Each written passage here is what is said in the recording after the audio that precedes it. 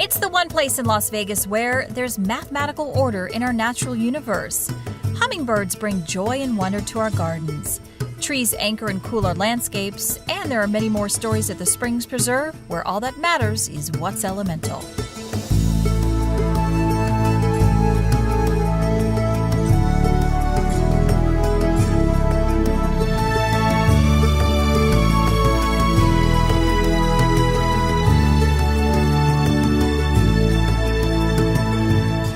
Have you heard the expression, the whole is greater than the sum of its parts? Well, when you add our newest traveling exhibit, Numbers in Nature, to the shows we've already done this year, that's exactly what we've created.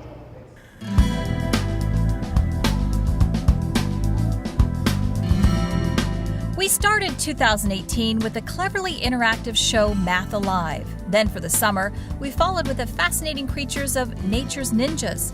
So when we considered the possibilities for our final show of the year, we wondered, what if we combined those two concepts? Numbers in Nature was exactly the solution we were looking for. I think it's going to be a great conclusion to the year because it really kind of shows us that some of the most beautiful and interesting parts of nature are very much linked to patterns and numbers, and so that's really fun to see and to see how those things tie together. Designed and developed by the Chicago Museum of Science and Industry, Numbers in Nature reveals a mysterious mathematical structure behind many elements in the natural world, from the radial symmetry of a snowflake to the Fibonacci spirals of a pine cone. These geometric patterns adhere to specific mathematic formulas. Numbers in Nature shows us these patterns exist even in our own bodies. So part of the exhibit is hands-on interactives. So they're going to be able to stand in front of a mirror and see the patterns in their own body. They're going to be able to compose music using symmetry. They're going to be able to use templates to find patterns in natural objects all around the exhibit. And of course, the big, most exciting thing about it is a giant mirror maze that they can walk through. As the centerpiece of this exhibit, the 1,800 square foot mirror maze is a dizzying array of mirrors that is in itself a pattern. Mirrored surfaces all around reflect that pattern so that it repeats and appears infinite. The mirror maze is really fun. Not only is it kind of beautiful when you walk in, but it's also kind of exciting because you get a little bit of a thrill of maybe getting lost in the maze. But while you're walking through, you can find hidden rooms and learn on secret hidden text panels about different kinds of patterns in nature. So there are things to look for as you're walking through this really, really cool maze. Like most of our exhibits, Numbers in Nature makes learning about math playful and interactive. And as always, this exhibit offers something for everyone to enjoy. Anybody of any age is going to find something they're really interested in here. The younger kids are just going to probably be excited to walk through this really cool maze and see themselves 100 times in one spot. And the older guests are going to be able to delve a little bit more into the nitty-gritty of the math of the exhibit. Numbers in Nature is featured in our Origin Museum through January 6th. As the world prepares to celebrate the 100th anniversary of Armistice Day, which ended World War I, the Nevada State Museum and the Springs Preserve will mark the occasion by presenting their first joint exhibit. The Great War, the Western Front and the Nevada Home Front, will provide a glimpse into what led to the war and Nevada's contributions to the war effort, both domestically and abroad. The exhibit can be found at the Nevada State Museum's Entryway Gallery, the Big Springs Gallery at the Origin Museum, and the Boomtown 1905 exhibit, which will be decorated to welcome the boys home from the war. The event runs from October 11th through January 6th and is free for members or with paid general admission. For more information, see springspreserve.org. Relative to their size, hummingbirds are the fastest animal on the planet. They migrate the farthest, eat the most, and have the highest metabolism. In fact, with as many superlatives as we can use to describe these little critters, it's kind of a shame they don't have a more imaginative name.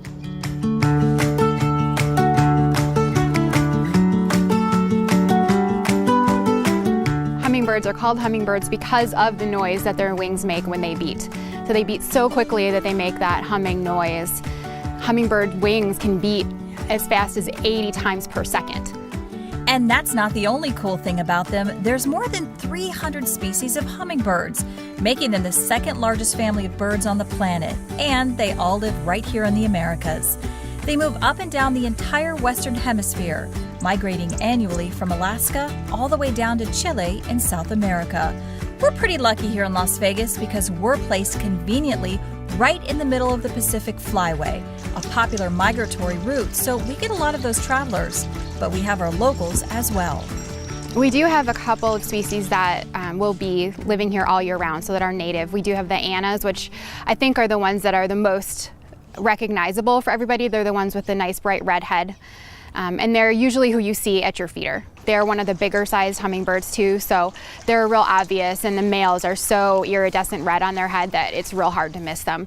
We also have a black-chinned hummingbird, which sometimes is native. They will sometimes stay all year round, but those are the two that are generally considered to be local. But then we also have Costas, which have the purple head, and they kind of have that little mustache that comes out on the side. The males, they're real cute.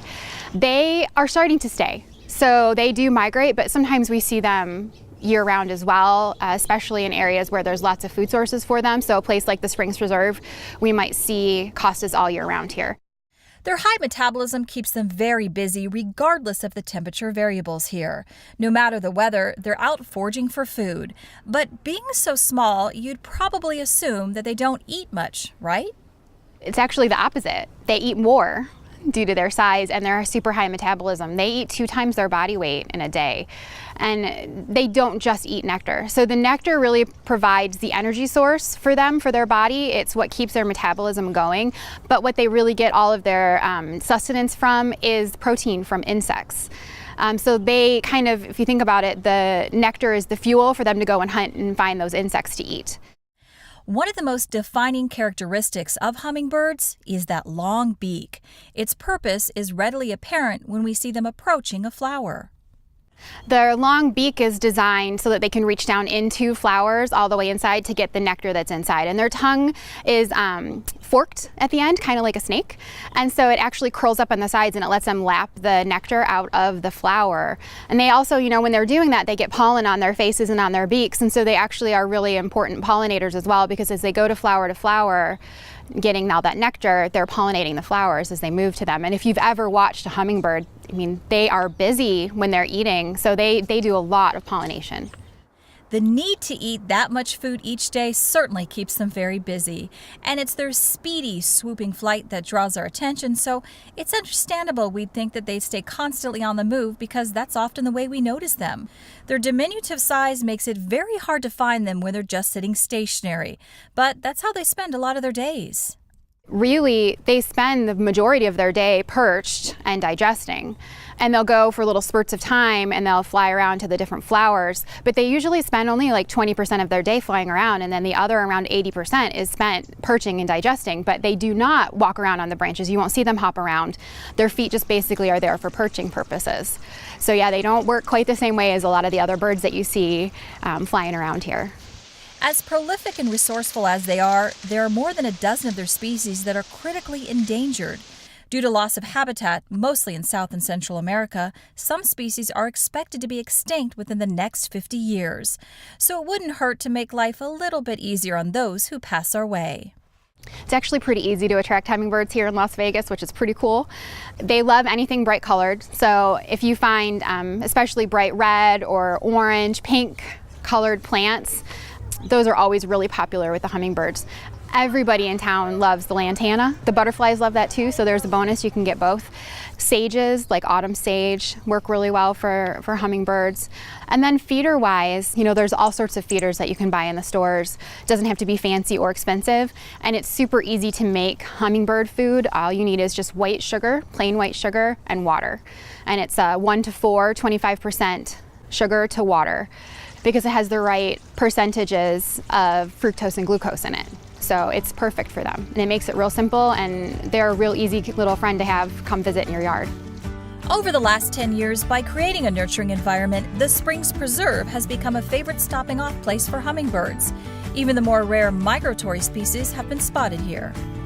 The best thing about here is really I see hummingbirds everywhere. Back by the animal exhibits, I see hummingbirds every day. The gardens is just awash in hummingbirds all the time. And it's nice because it's in the middle of town, and so it's a stopping point because we've got water sources, we've got plant and nectar sources, and so it's a great place to come and see them. And not just hummingbirds, but we have a ton of bird species here, especially during migration season. You can see some amazing animals that you wouldn't normally get to see in Las Vegas just by visiting one place. It's the happiest time in the happiest place in Las Vegas. Bring your little ones and join us every Thursday from 11 to 11:45 a.m. at our popular play and learning party called Toddler Time. There's a different theme every week with stories and crafts designed for kiddos from 2 to 5 years old. From archaeology to zoology, it's a great way to introduce the whole family to the complete Springs Preserve experience. It's free for members or with paid general admission, and no reservations are required. Visit springspreserve.org for more information.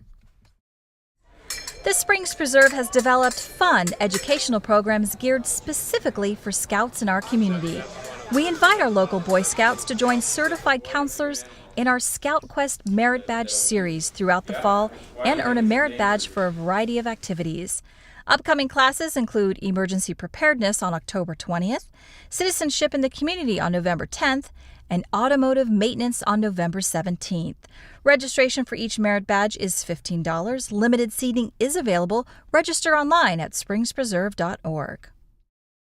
The Springs Preserve is one of those rare places these days that truly can be called unique. There's really no place like it. Nestled right in the middle of a bustling community of more than 2 million people is this sanctuary. It's a place where thousands of species of flora and fauna call their native home. And it's a place where people go to find inspiration, even when it's their place of work.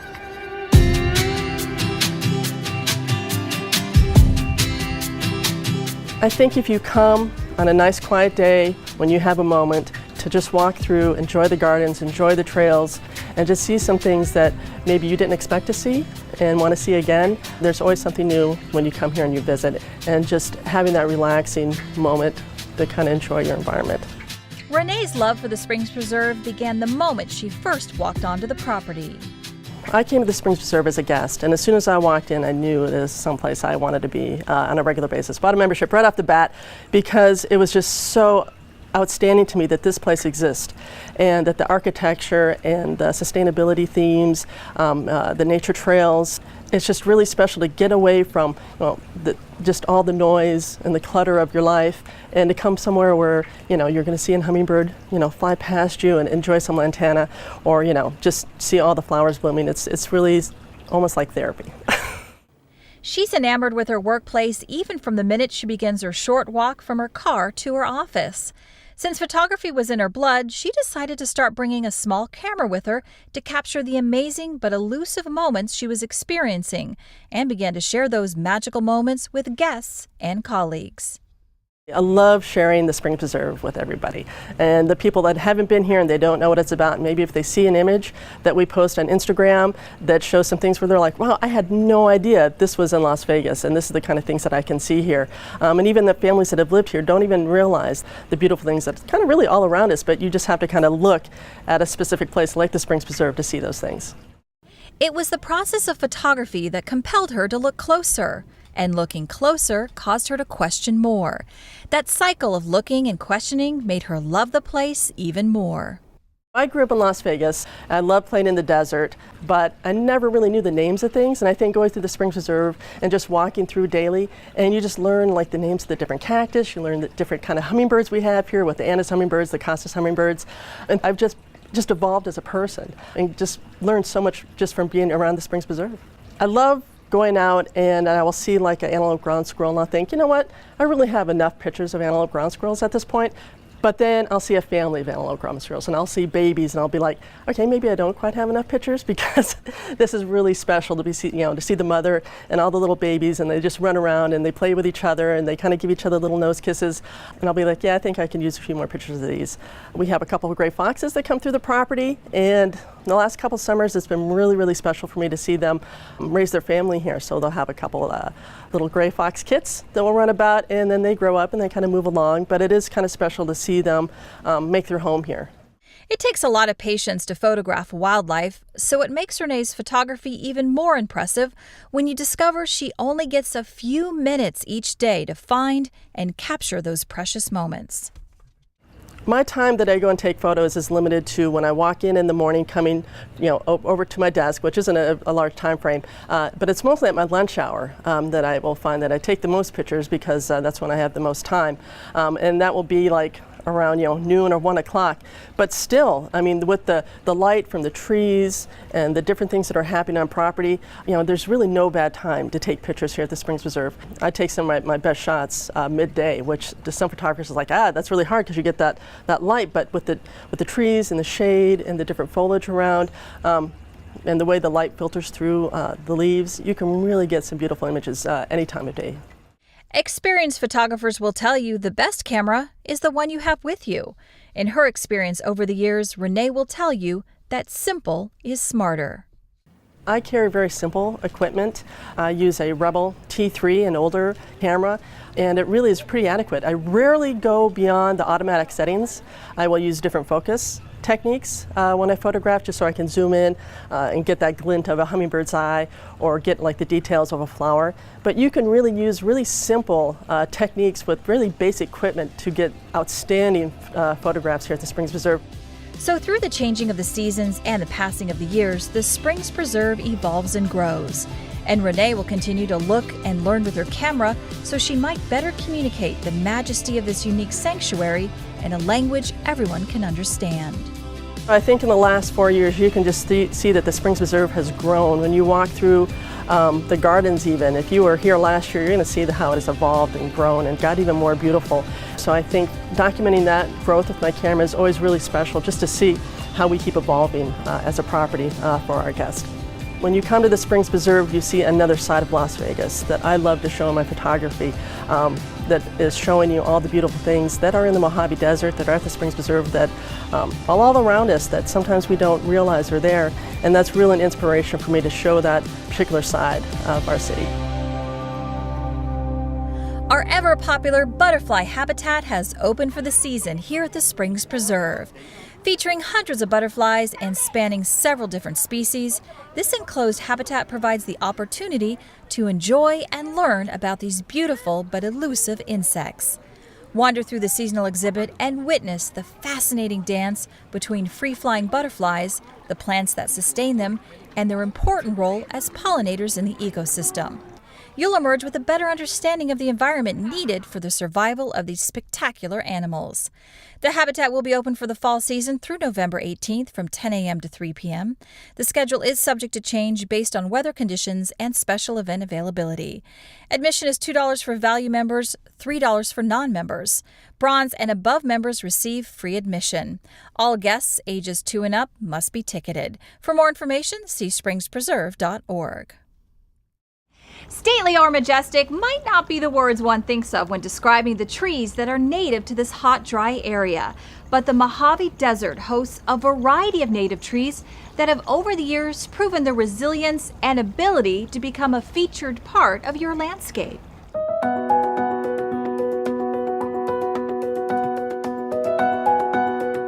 Trees are a great consideration when we're looking at landscape, so they're kind of an anchor plant. We want to consider those first before we look at some of the smaller plants, because they can create some microclimates. They add value to your home. They're also fantastic for the shade that we need so much of the year here. They provide a visual screen and also a wind screen that we need. It can be quite windy here for most of the year. And they also can provide shelter for wildlife, so food and nesting material for a lot of those critters that we want to see in our yards.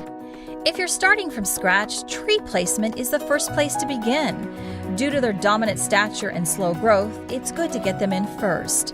Then, based on their expected growth when mature, design the rest of your landscape around them, especially if you're working with a small space. There are a lot of trees you can use, even if you have a small patio or a small yard, that are going to stay a little bit restricted in size. Things like Bauhinia, little leaf ash, there's a few sumacs that are small, Sephora or Texas mountain laurel. There's quite a few out there that will stay within 10 or 15 feet wide. What we always want to keep in mind is the mature size of the tree. We want to look around us, consider property lines, consider overhead power lines for sure. How big those trees are going to get, is that going to be a problem? Clearly, choosing a native or indigenous tree for your landscape makes infinitely more sense than importing a tree that is used to a more temperate, moist climate. Fortunately, we can pick from a large variety of native or desert-adapted trees with a wide array of size and features. So there are many trees that are well adapted to our conditions, whether it be extremes of temperature or low availability of moisture. And some of those would be mesquites, acacias, desert willows, African sumac. There's a lot of plants out there that are going to sustain themselves with very little on your part to really add for maintenance and irrigation. Of course, one of the greatest benefits of trees is the shade they provide. There are many varieties of desert natives that create the comforting canopies so needed in our hot summers. So some great trees for shade would be the mesquites, acacias, palo verdes, a lot of the oaks and the pistache as well can give us a really sizable plant and give us a lot of shade that we would like throughout the year. Some are evergreen, some are deciduous, so just bear that in mind when you're choosing for the plants that you want in your yard. If it's blooms you're looking for, our desert again comes through with several varieties whose flowers are the envy of the world. Some really great trees for blooms seasonally would be, again, acacias, mesquites, palo verdes are fantastic, Texas olive, desert willows. There's a lot of things that bloom at different seasons of the year, so you can really mix and match in a landscape to get continual blooms. And the bonus there is that those showy flowers are going to help to feed pollinators and bring them to your yard. You can add function to form in your tree selection by adding fruit trees. Perhaps surprisingly, we have several possibilities for edible fruit trees, many of which actually thrive here, bringing your family a bounty of delicious fruit each year. So some really great fruit trees that grow well for us in the desert are figs and pomegranates. They are amazing. They tolerate the drought, they tolerate those extremes of temperature without very much care. Low chill apples and some of the stone fruit like pear, plums, and peaches. And then some of the citrus and a little more frost sensitive plants need a little bit more protection, but definitely if we find those microclimates in our environments, we can grow some of those plants here as well very successfully. But a word of caution, there are some trees you'll see commonly here both in the nurseries and in established landscapes that are not good choices. They are not well acclimated to this environment and become susceptible to pests. These trees end up struggling and are usually short-lived. Ash is one of those. They're susceptible to a lot of diseases and potentially really susceptible to the emerald ash borer that's making its way across the United States right now. The purple leaf plum and the Bradford pear are also trees that are readily available here, but they're generally pretty short-lived in our climate and can pose some challenges in trying to grow them successfully. And there are a few things to consider that are toxic if you've got curious children or pets. So things like oleander, if ingested, are toxic, as are the seeds from the Texas mountain laurel. So just do a little bit of research before you make your plant selection just to make sure that you've covered all your bases. Trees are a wonderful addition to our landscapes, especially here in the desert, as they bring much-needed shade and cooling. If you need more information and ideas about how to introduce trees to your yard or garden, the Springs Preserve is the best place to start.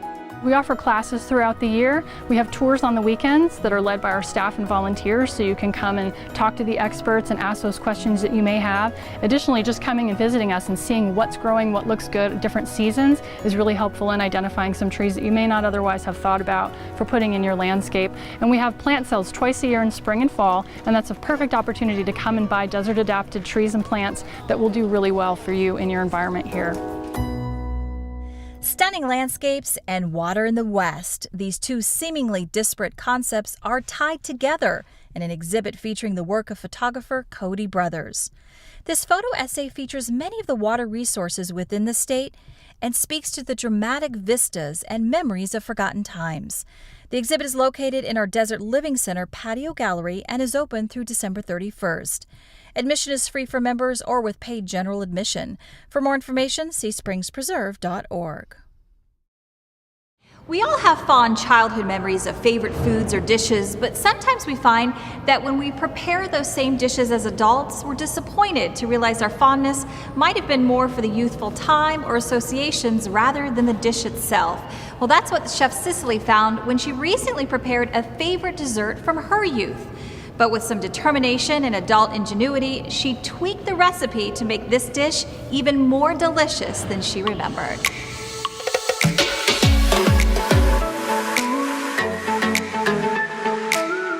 All right, I've got this pan heating here. It's a dry pan, there's nothing in it. And I've got some short grain brown rice. I'm gonna go ahead and dump that into the pan. And I'm doing what is called toasting the rice. because today I am making coconut brown rice pudding. I loved rice pudding as a kid. It was one of my favorite desserts. And then when I got older and I tasted it, it wasn't quite so good. The simple, just plain like white sugar, milk, cream, white rice didn't do anything for me. So I'm taking a healthy variation, doing what I call Sicilifying it, so that it's something that I want to eat and eat all the time. So as this rice toasts, which is going to take about 5 to 10 minutes over a medium-high heat, the rice is going to slightly turn brown. When that's fully toasted to a level that I like, and I can smell it right now, it kind of gives a little bit of a popcorny sort of nuance. Turn that heat down. I'm going to transfer it into a medium-sized saucepan like this. Now in this pan, I've got some that's been going for quite a bit amount of time. Now rather than traditional rice pudding, dump everything in the pot, let it boil, cook away. When it's all mushy together, it's done. I like to cook it like a risotto. So I am on phase 2 addition. Risotto is cooked by adding in a little bit of the liquid, letting it meld, absorb, and then once it's absorbed enough, you add another round. So the round that goes in my coconut brown rice pudding is indeed some almond and coconut milk mixed together, some maple syrup so that the sweetness gets absorbed up by the rice, some honey, all of my favorite sweet, delicious aromatic things, tiny bit of vanilla extract, cinnamon, nutmeg, and just a little pinch of salt to help all those flavors come alive. I'm going to give it a good stir. Get this pot going over a nice low heat. Let that come to a simmer. I already see that steam coming off. Cover it. When all of that liquid absorbs, I'm going to do it again. And then when all that liquid absorbs, I'll probably do it again until it gets to the perfect texture and consistency that I like. My brown rice pudding is done and it is decadently delicious. It does take a little bit longer because using that brown rice, that fiber and slightly denser starch takes a little bit longer to meld and cook down, but the creaminess is just absolutely delicious. And then of course to garnish with any childhood favorite or adult favorite, perhaps raisins, golden or brown, candied pecans, lovely, fresh strawberries, blueberries, you name it. Or indeed, to kick up the flavor of that coconut milk, fresh coconut. Thanks for joining me as I reinvent and prepare a childhood favorite. I hope you do the same. And come down and see us here at the Divine Cafe at the Springs Preserve. We continue our fall festival season with 3 exciting events. First, in October, spooktacular fun for all ages awaits those who dare to enter the Springs Preserve's annual Haunted Harvest. This family-friendly event features trick-or-treat stations, carnival games, a maze and petting zoo, monster training, craft activities, live entertainment, food vendors, and much more fun. Then, November brings our popular Dia de Muertos, a 3,000-year-old Mexican celebration honoring loved ones that is full of joy and tradition. It's an event for the whole family that blends rich customs with exciting activities such as live theater and dance performances, altars, mariachis, face painting, sugar skull decorating, and an art exhibition. And finally in December, come climb aboard the Springs Preserve's Holiday Express and be whisked away on a magical train ride to Santa's Village. Your very merry adventure includes personal time with Santa, holiday crafts, storytelling, cookie decorating, a nutcracker display, snow, yes, snow, and more. All these events are very popular, so make your plans and purchase tickets today. For more information, go to springspreserve.org. There's a lot more to discover, so join us next time here at the Springs Preserve, where the nature of numbers, the fascination of hummingbirds, and the joy of photography mingle to bring new life to Las Vegas.